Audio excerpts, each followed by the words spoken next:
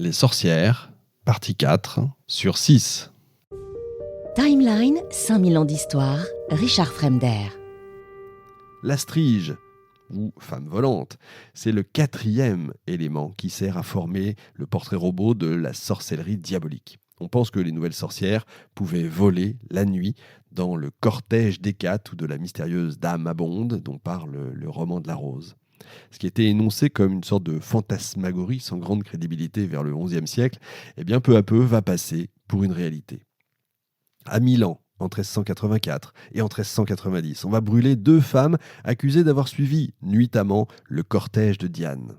Et où allaient-elles, ces femmes aux chevauchées nocturnes ? Au sabbat, bien sûr, cette fameuse réunion secrète et périodique des sorcières. L'idée du sabbat, où se rendraient donc les dames de la nuit, a eu pas mal de mal à s'imposer en réalité, en particulier en raison des véritables réserves de l'Église. Elle n'est pas acceptée par tous, en tout cas pas au même moment, mais elle a fini par s'imposer dans l'Europe entière à la fin du XVIe siècle. Guillaume d'Auvergne, qui est évêque de Paris au XIIIe siècle, y croyait, lui, un peu plus tôt que les autres. Il rapporte qu'on y baisait les chats sous la queue, probablement une illusion du diable lui-même. On avait depuis longtemps parlé des divers cannibales, où les hérétiques mangeaient des petits-enfants, c'est ce que je vous disais tout à l'heure. Ironiquement, les premiers chrétiens avaient même subi ces accusations de la part des Romains. Souvenez-vous, j'allais dire, mais j'en ai déjà parlé à cause de l'Eucharistie, la communion par le pain et le vin identifiés au corps et au sang du Christ.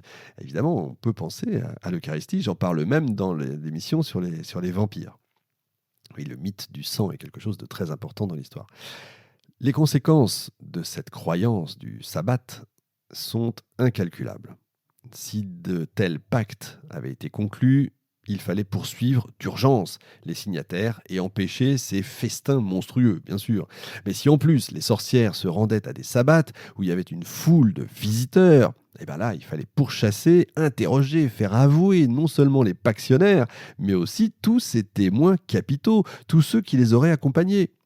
Chaque jour, on avance donc un peu plus vers le déclenchement, vous l'avez compris, de la chasse. La naissance effective de l'Inquisition peut être fixée autour de 1231 avec la délégation par Grégoire IX d'envoyés spéciaux de Rome dans les contrées suspectes d'hérésie en France et en Allemagne. L'objectif, c'est de combattre les hérétiques d'une nouvelle façon, plus rude, en les recherchant, en les acculant, en cessant de discuter avec eux, mais en mettant en évidence leurs erreurs, et au cas où ils ne se laisseraient pas convaincre, évidemment, eh bien, en les faisant passer devant un tribunal spécial, tout à fait impartial comme vous pouvez l'imaginer. Le premier délégué, nommé pour l'Allemagne, qui restera toujours la terre essentielle des hérétiques et des sorciers, c'est Conrad de Marbourg. Il a laissé son nom, bien sûr, dans l'histoire, impatient de condamner les hérétiques. Lui, il fait très vite allumer des bûchers.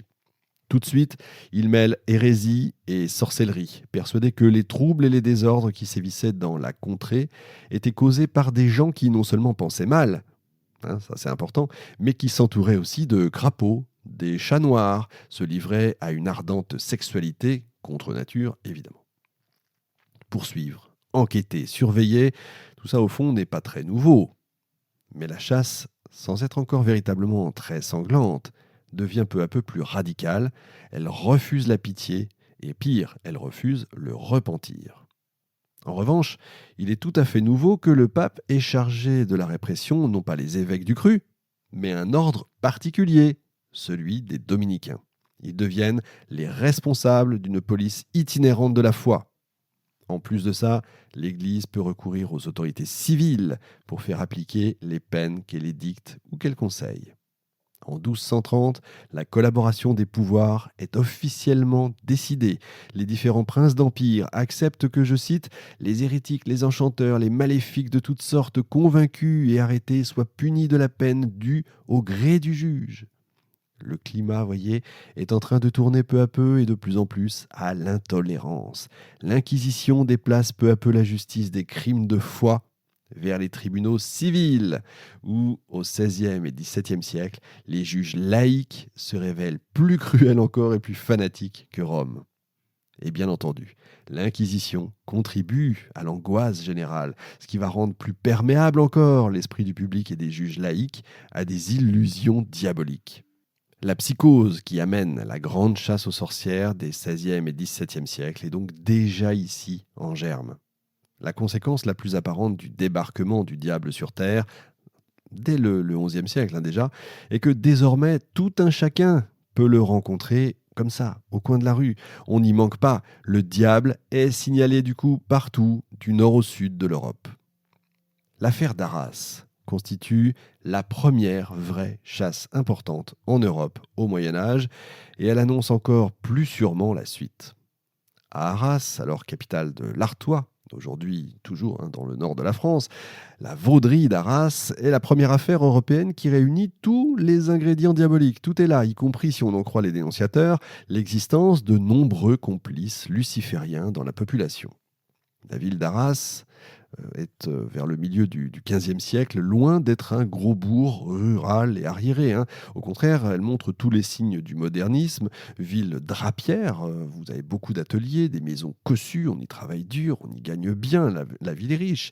La société fonctionne à la satisfaction générale quand s'abat sur elle la pire des calamités, une véritable chaîne de dénonciation.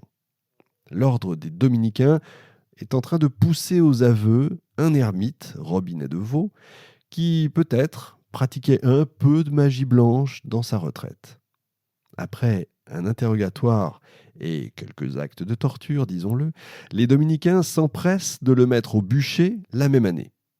Manque de chance pour les habitants d'Arras, Robinet dénonce aléatoirement d'autres personnes qu'il désigne comme sorciers et pervers. Vous me direz, sous la torture, on dénonce à peu près tout. C'est quand même assez difficile d'y résister. Alors on arrête les suspects, un homme et une femme. La femme, Deniselle, âgée de 30 ans, capturée à Douai en novembre 1459, est bien connue pour faire commerce de ses charmes et mener une vie plus qu'irrégulière, mais sans sorcellerie. L'homme, Géant Lavitte, n'était qu'une sorte de baladin, peintre à ses heures perdues. Et la machine judiciaire, d'abord ecclésiastique, puisqu'il s'agit donc d'hérésie et de faute morale, se met en marche. L'inquisiteur Pierre Le Broussard est accompagné de 2 juges dominicains, Jacques Dubois, docteur en théologie, chanoine d'Arras, et un évêque anciennement pénitencier du pape, Jean de Beyrouth. La torture aidant, tout de suite, ils obtiennent des aveux. Et ce qu'on recueille de la bouche des 2 accusés confirme les premières dénonciations de l'ermite. Les juges notent que les 2 marginaux se connaissaient et se rencontraient dans la vie et au sabbat. Ils se rendaient à la vauderie grâce à l'onguent dont ils enduisaient un bâton qu'ils chevauchaient ensuite. Le sabbat est décrit comme tel en ouverture du procès. Je cite « Le diable, semblable à un bouc, présidait la cérémonie, qui commençait par l'hommage des sorciers, notamment le baiser postérieur. Puis il donnait la preuve de leur attachement diabolique par quelque profanation. Ils mangeaient, buvaient, dansaient, copulaient tous ensemble. » Le Broussard fait un état des aveux, je cite toujours. Ils enduisaient une verge de bois bien petite et mettaient cette vergette entre leurs jambes, et tantôt ils s'envolaient où ils voulaient aller par-dessus Bonneville, bois et eaux, et les portaient le diable au lieu où ils devaient faire leur assemblée. En ce lieu, ils se trouvaient l'un l'autre, les tables mises chargées de vin et de viande. Et là se trouvait un diable en forme de bouc, de chien, de singe et quelquefois d'homme, et là faisait oblation et hommage au dit diable, et l'adorait, et lui donnait la plupart leur âme, et à peine tout, ou du moins quelque chose de leur corps. Puis baisait le diable en forme de bouc au derrière, c'est-à-dire au cul, avec chandelles ardentes dans leurs mains. Après cet hommage, ils marchaient sur la croix et crachaient de leur salive sus, puis montraient le cul de vers le ciel et le firmament. Après qu'ils avaient tous bien bu et bien mangé, ils prenaient habitation charnelle, tous ensemble, et même le diable se mettait en forme d'homme ou de femme, et prenait habitation, les hommes avec le diable en forme de femme et le diable en forme d'homme avec les femmes. Il commettait également là le péché de sodomie, de bougrerie et tant d'autres crimes si très forts, puants et énormes tant contre Dieu que contre la nature, que le dit inquisiteur dit qu'il ne les oserait nommer en leur assemblée. Le diable les prêchait et leur défendait d'aller à l'église, d'entendre la messe et de prendre eau bénite, et que s'ils en prenaient pour montrer qu'ils fussent chrétiens, qu'ils disent « Ne déplaise à mon maître » et qu'ils n'allassent point à confesse. À ces sabbats, qui se tiennent non loin d'Arras, d'après les témoignages arrachés aux pauvres accusés, on préparait, sur indication du démon, diverses pommades, dont celles nécessaires au vol nocturne. Des crapauds, ayant mangé des hosties consacrées, étaient pilés et mélangés avec de la poudre d'os, de pendus et du sang de jeunes enfants assassinés par Lavite et Deniselle.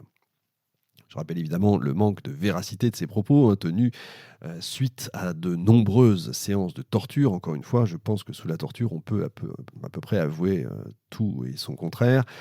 Et c'est pour ça qu'il faudrait peut-être sanctifier ceux qui n'ont jamais parlé dans d'autres temps. Malgré tout, en mai 1460, ils sont tous les deux brûlés, leurs cendres jetées au vent.